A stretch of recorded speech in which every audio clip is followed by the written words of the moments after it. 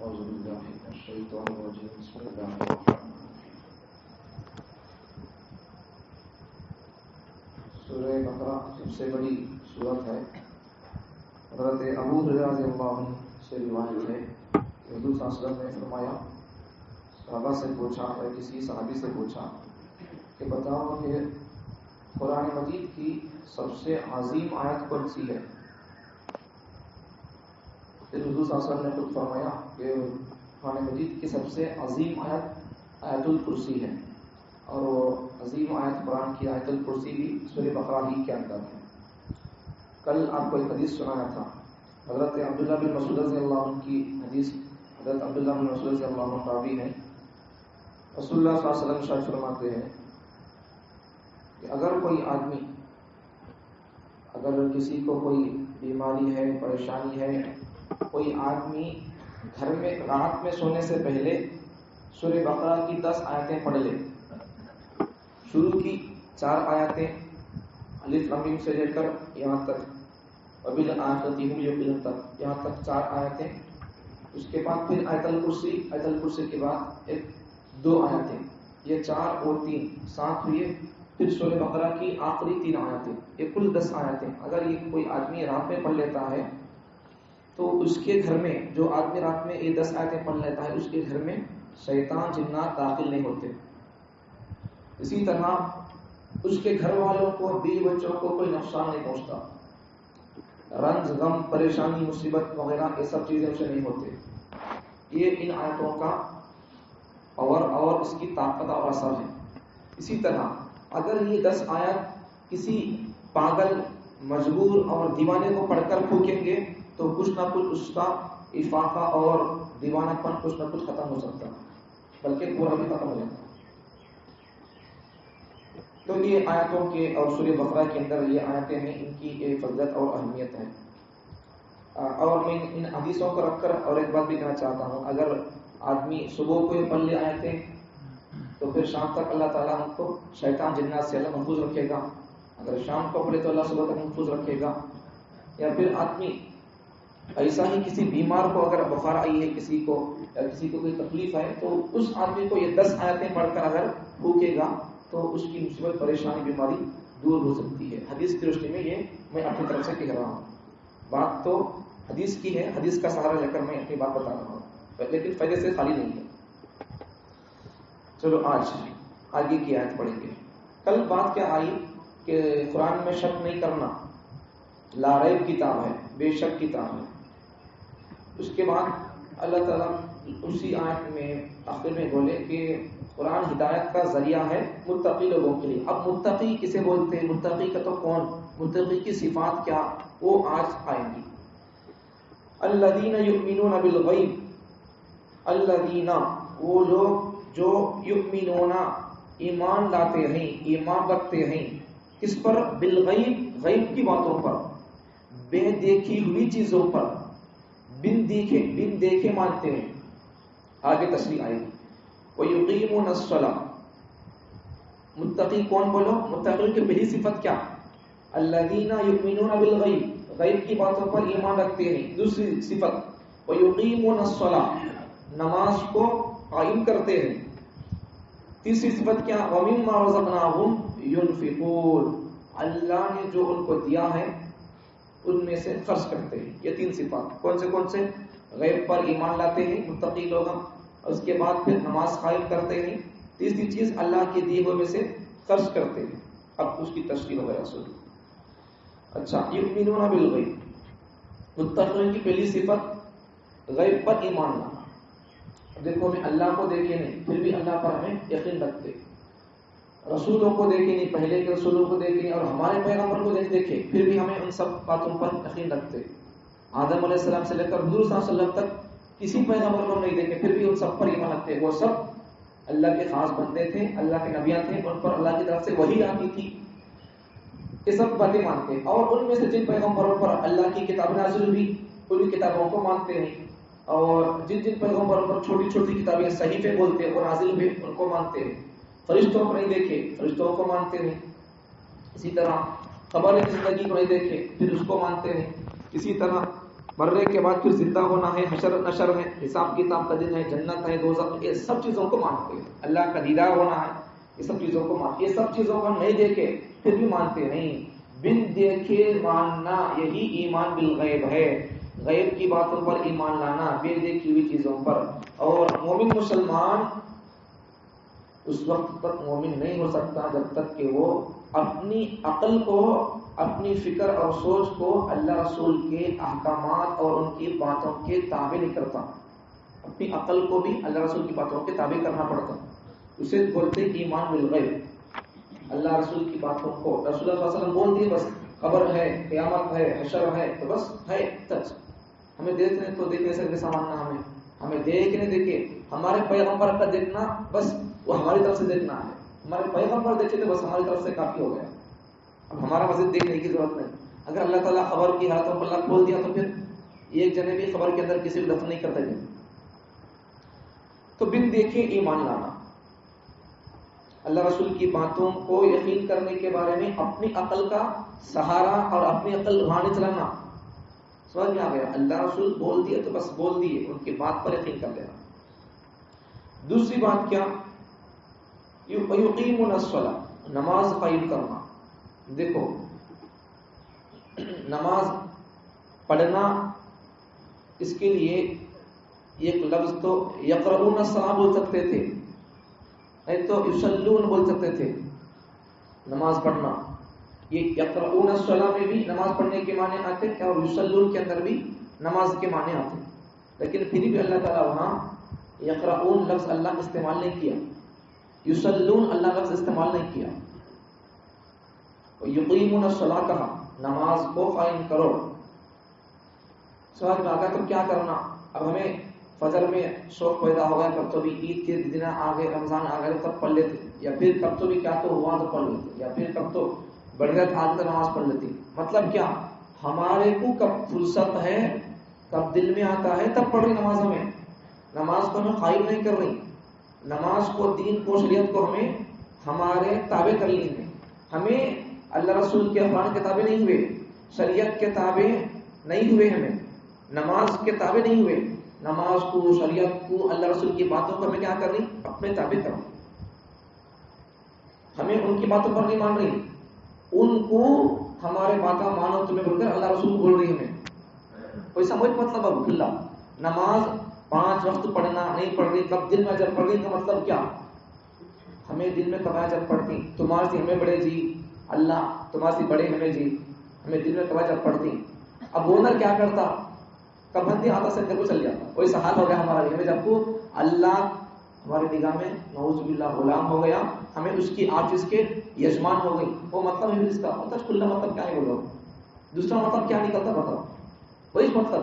جیسا اونر کیا کرتا، بڑا لونڈا کیا کرتا، یہاں کما وہاں کما وہاں کما کے اس کے یہاں دیکھنا وہاں دیکھنا وہاں دیکھنا، کیا کرتا ہوں وہاں جاتا دیکھتا وہاں دیکھتا پیسہ. ہمیں بھی کیا ہو گیا ہمارا حال بھی، دن میں 5 نمازاں ہیں دن رات میں، تو کیا کرتے؟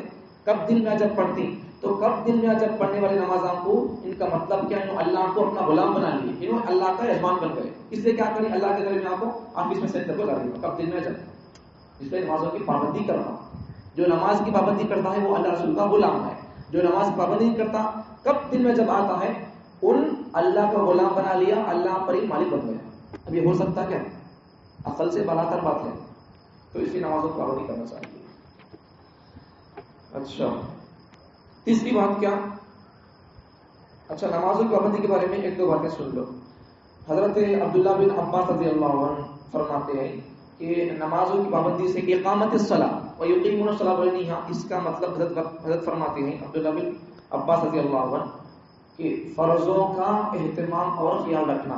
مطلب نماز کے اندر قرات کرنا فرض ہے، سجدہ کرنا، رکوع کرنا فرض ہے، اور قرات میں، رکوع سجدے میں آدمی توجہ قائم رکھے، خشوع خضوع سے ادا کرے.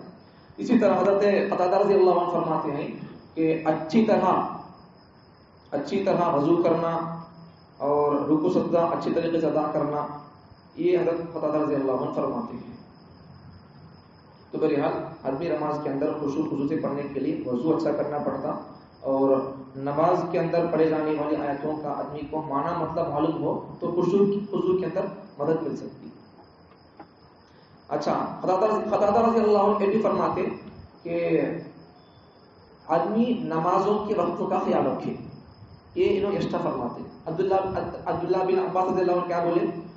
رکوع سجدہ اچھا کرنا یہ بولے ہوں. حضرت قتادہ کیا فرماتے ہیں؟ پہلی بات کہ بھائی آدمی نماز کے وقتوں کا خیال رکھے، اس کے بعد وضو اچھی طرح کرے اور رکوع سجدہ اچھی طرح کرے. یہ حضرت قتادہ فرماتے ہیں. پھر یہاں پہ نماز کے بارے میں بات ہو گئی. آگے تیسری صفت کیا متقی لوگوں کی؟ ایک تو غیب پر ایمان لانا، دوسرا نماز قائم کرنا، تیسرا کیا؟ اللہ کے دیے ہوئے میں سے خرچ کرنا. اب یہاں دیکھو وَمِمَّا رَزَقْنَاهُمْ يُنْفِقُونَ. متقی آدمی ہمارے دیے ہوئے میں سے خرچ کرتا ہے. اب یہاں خرچ کرنے سے مراد کیا؟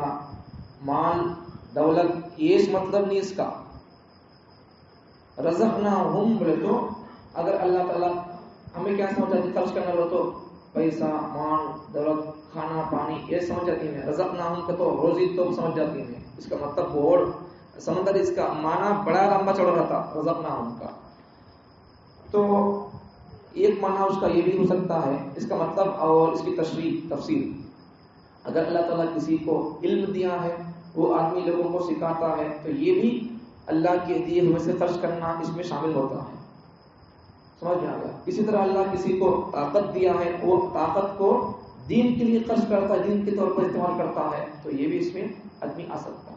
ایسی لمبی دوسری بات بھی اس کے اندر اگر وہ دین کے لیے اللہ کے لیے خرچ ہو رہی نہیں تو وہ سب بھی اس کے اندر آ جاتی ہے. اب یہ رہی یہاں تک باتیں. اور یہاں دیکھو اور ایک آخری بات سمجھو کہ حضرت عبداللہ بن عباس رضی اللہ عنہ اور حضرت عبداللہ بن مسعود رضی اللہ عنہ اور مما رزقناہم ينفقون سے مراد انہوں کیا لیتے معلوم؟ بیوی بچوں پر خرچ کرنا یہ مراد لیتے ہیں. عام طور پر لوگ خرچ کرنے کے بارے میں باہر والوں پر غریبوں پر یتیموں پر تو خرچ کرتے لیکن اپنے بیوی بچوں پر خرچ کرنے کو اسے خرچ نہیں سمجھتے ثواب نہیں سمجھتے. تو انہوں دونوں عبداللہ بن عباس رضی اللہ عنہ حضرت عبداللہ بن مسعود رضی اللہ عنہ فرماتے ہیں وَمِمَّا رَزَقْنَاهُمْ يُنْفِقُونَ سے مراد اپنے اہل و عیال بیوی بچوں پر جائز ضرورتوں میں جائز خواہشات میں خرچ کرنا. اس لیے بیوی بچوں کے جائز ضرورتوں اور جائز خواہشات میں خرچ کرنا یہ بھی ثواب کی چیز اور صدقہ ہے. لیکن ناجائز چیزوں میں نہیں خرچ کرنا. دو بچہ کھیل کو جاتو بولتا ہے پیسے دے رہی یہ ناجائز ہے. سمجھ میں آ رہا؟ ایسا دوسری چیزوں کے اندر بھی بچوں کو بھی کپڑے پہنانا ہے بچوں پر خرچ کرنا ہے تو سنت طریقے کا لباس اسلامی لباس خرید کر پہنانا غیر اسلامی لباس پہنانے کے پھر وہ بھی اسراف کے اندر آ جائے گا. اس لیے ان چیزوں سے بچ کر رہو. اور دوسری چیز اور دوسری باتیں ایک دو سن لیں. دیکھو چونکہ عید الاضحیٰ کے ایام بہت قریب ہیں اس لیے کچھ مسائل بھی سن لیں. دیکھو قربانی کس پر واجب ہے؟ قربانی واجب ہونے کے لیے آدمی پہلے مسلمان ہو اس پر قربانی واجب ہوتی ہے. اب یہاں سے بات کیا معلوم ہوتی ہے؟ کافر پر قربانی واجب نہیں ہے. دوسرا آدمی آزاد ہو غلام نہ ہو. اب تو یہ زمانہ نہیں ہے. تیسرا آدمی عاقل ہو بالغ ہو. اب غیر عاقل پاگل مجنون پر اس پر قربانی واجب نہیں. غیر بالغ ہے چھوٹا بچہ ہے بالغ نہیں ہوا ابھی اس کے پاس کروڑوں کی آستی ہے تو اس پر قربانی واجب نہیں. سمجھ میں آیا؟ بالغ رہنا عاقل رہنا پاگل مجنون پر قربانی واجب نہیں ہوتی ہے. سمجھ میں آ گئی؟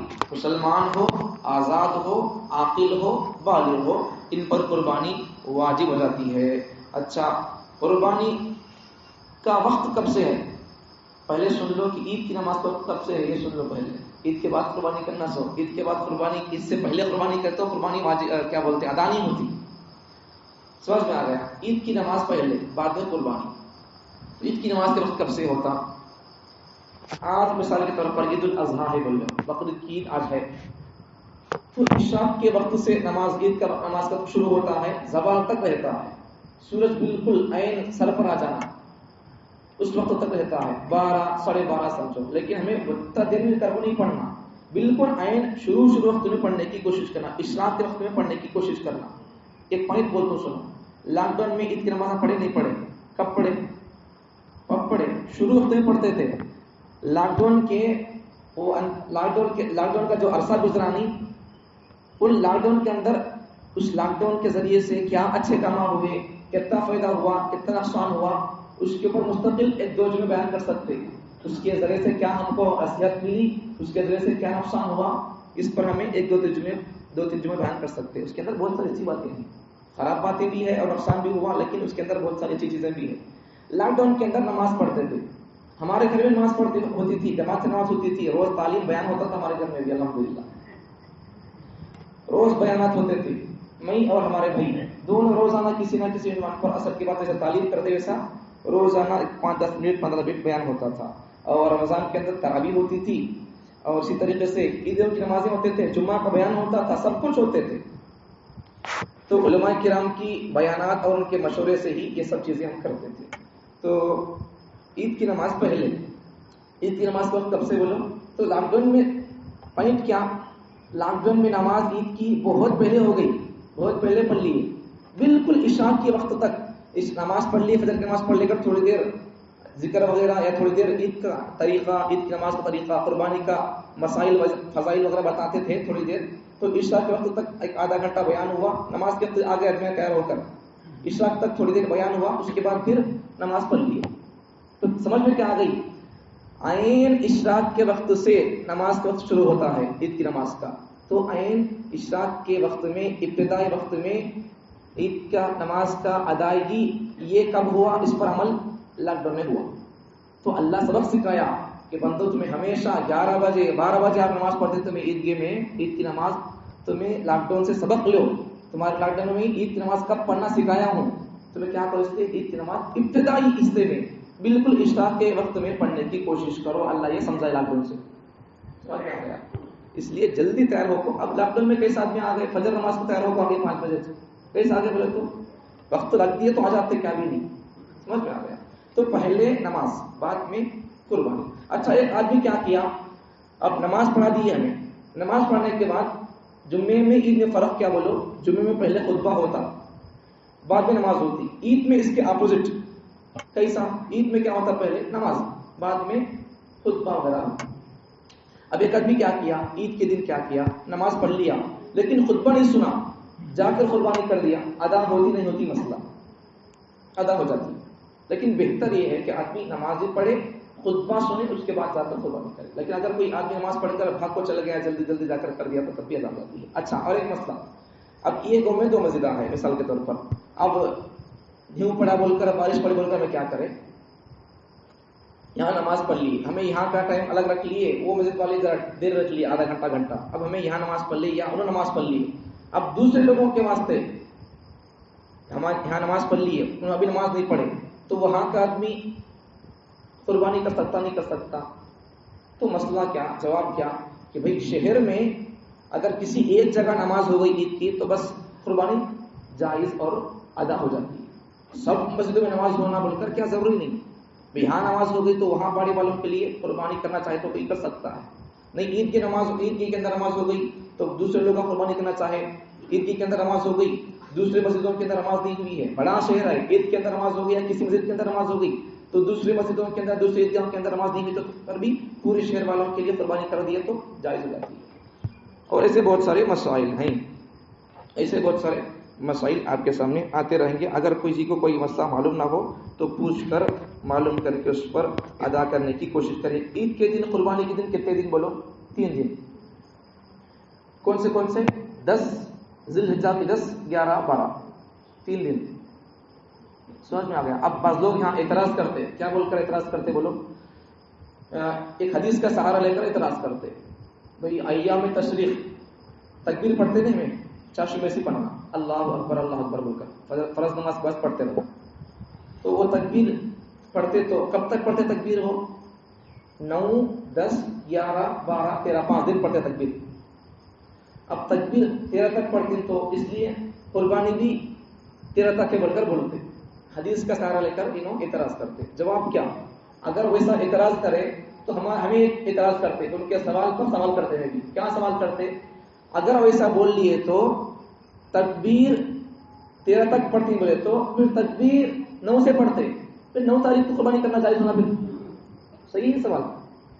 ہاں انہوں اس سوال پر میں سوال کر رہی ہے، سمجھ میں آ گیا. تو یہ لوگ کیا بولتے، بھائی تکبیر ذی الحجہ کی 13ویں تک پڑھتے تو پھر قربانی بھی 13 تک کرنا جائز ہونا، 12 تک اس کرنا. تو ہمارا سوال ان سے کیا کہ بھائی تکبیر شروع ہوتی ہے ذی الحجہ کی 9ویں تاریخ سے، تو پھر قربانی ذی الحجہ کی 10ویں سے پہلے، عید کے دن سے پہلے 9ویں سے قربانی جائز ہونا تھا، جبکہ عید کے دن سے پہلے قربانی جائز نہیں ہوتی ہے۔ 9 تاریخ کو اگر قربانی کر دے تو پھر وہ قربانی ادا بھی نہیں ہوتی، عید سے پہلے ادا نہیں ہوتی، تو پھر کیا کرنا؟ عید سے ایک دن پہلے کرے تو کیا ادا ہوتی ہے؟ تو ان کے لیے جواب کیا؟ بھائی پیغمبر صلی اللہ علیہ وسلم کی حدیث سے آپ جو اعتراض کر رہے ہیں وہ غلط اعتراض ہے۔ نماز، عید کی نماز کے بعد قربانی ہے، سو آپ کہاں کے لے جا کر فٹ کریں حدیث کو؟ ایام تشریق الگ ہے، قربانی کے دن الگ ہے۔ ایام تشریق 5 دن ہے تکبیر کہنے کا، تکبیر 5 دن بولنا، سو 9 10 11 12 13، لیکن قربانی 3 دن 600 10 11 12 3 دن۔ عید کی نماز کے بعد سے لے کر 10 تاریخ ہوتی عید کے دن، 10 11 12 12ویں تاریخ کی عصر تک کر سکتا ہے۔ اچھا اگر کوئی آدمی رات میں اگر قربانی کرنا چاہے تو کر سکتا نہیں کر سکتا؟ کر سکتا ہے، لیکن لائٹ وغیرہ کا روشنی کا اچھا انتظام رہنا۔ آپ بالکل اندھیرا ہے کہاں کاٹ رہی، رگا کٹے نہیں کٹے معلوم نہیں ہو رہا، تو پھر اس وقت میں قربانی جائز نہیں ہوتی۔ لائٹ وغیرہ سب اچھا انتظام ہے تو آپ بھی کر سکتے ہیں۔ اچھا اب قربانی کرتے وقت میں کتنے رگا کٹنا؟ 4 رگا کٹنا، ان میں سے اگر 3 رگ بھی کٹ گئے تو ذبح ادا ہو جاتا ہے۔ قربانی کو گردن میں کاٹنا ہے، اگر کوئی آدمی گردن کا مطلب یہ گردن کے حصے میں گلے کی طرف سے ذبح کرنا ہے۔ قربانی کے جانور کو قبلے کی طرف، ایک بائیں پیر پر بائیں ہاتھ پر اسے سلا کر قبلے کی طرف اس کے پاؤں رہتے، تو خود قبلے کی طرف اسے رخ کر کے لٹا کر اسے ذبح کرنا پڑتا۔ اب ذبح کرنے کا مسئلہ اور ذبح کرنے کی تفصیل کیا کہ بھائی ذبح کرتے وقت میں جانور کا قبلے کی طرف ہو، اور اسی طریقے سے اس کے رگ، ایک تو رگ کیا اس کے سانس کی رگ، سانس کھیلنے کی رگ رہتی ہے وہ کٹ ہونا، دوسرا کھانا پانی اندر جانے کے رگا وہ کٹ ہونا، اب تیسرا چوتھا کون سے رگا؟ خون بھاگنے کے رگا اور خون نکل کو باہر آنے کے، یہ مل کر 4 رگا کٹ ہونا۔ اس سے 4 رگا کٹ ہو گئے تو قربانی جائز ہوتی ہے۔ اس میں سے اگر 3 بھی کٹ ہو گئے تو قربانی جائز ہوتی ہے۔ جانور کو گلے کی طرف سے ذبح کرنا، گردن کی طرف سے ذبح نہیں کر سکتے، مکروہ ہے۔ ہاں البتہ اگر جانور کو گردن کی طرف سے ذبح کرنی بولے تو وہ رگوں کے کٹنے تک پہنچنا، تب جا کر وہ ذبح جائز اور حلال ہو سکتا ہے، ورنہ ذبح جائز نہیں ہوتا۔ اور بہت سارے مسائل ہیں، روزانہ تھوڑا تھوڑا کر کے آپ کے سامنے بیان کرتا رہوں گا، آپ توجہ سے سن کر ان کے مطابق ہم عمل کرتے جائیں گے تو قربانی ہماری جائز اور حلال ہو سکتی ہے، ورنہ پھر ایسا بولے ویسا کر دے تو پھر قربانی جائز نہیں ہوتی ہے۔ اور ایک مسئلہ سن لو، دیکھو 7 ادمیہ، بڑے جانور کے اندر 7 ادمیہ کر سکتے، گائے ہے، بھینس ہے، اور اسی طریقے سے اونٹ ہے، یہ سب چیزوں میں جانوروں میں 7 ادمیہ کر سکتے۔ بکرا وغیرہ اس میں 7 ادمیہ نہیں کر سکتے، 7 بھی نہیں 3 بھی نہیں، 7 ادمیہ کس میں بولو؟ گائے میں، بھینس میں، کھلیے میں، اور اس طریقے سے اونٹ میں 7 ادمیہ کر سکتے۔ اب بکرا وغیرہ ہے تو ایک سے بھی کرنا، سمجھ میں آ گیا؟ اب دیکھو اس میں سے بھی 7 ادمیہ میں سے اگر کسی ایک آدمی کی نیت بھی گوشت خالی کھانے کی ہے، قربانی کی نیت نہیں اس کی، تب بھی دوسرے آدمیوں کی قربانی ادا نہیں ہوتی۔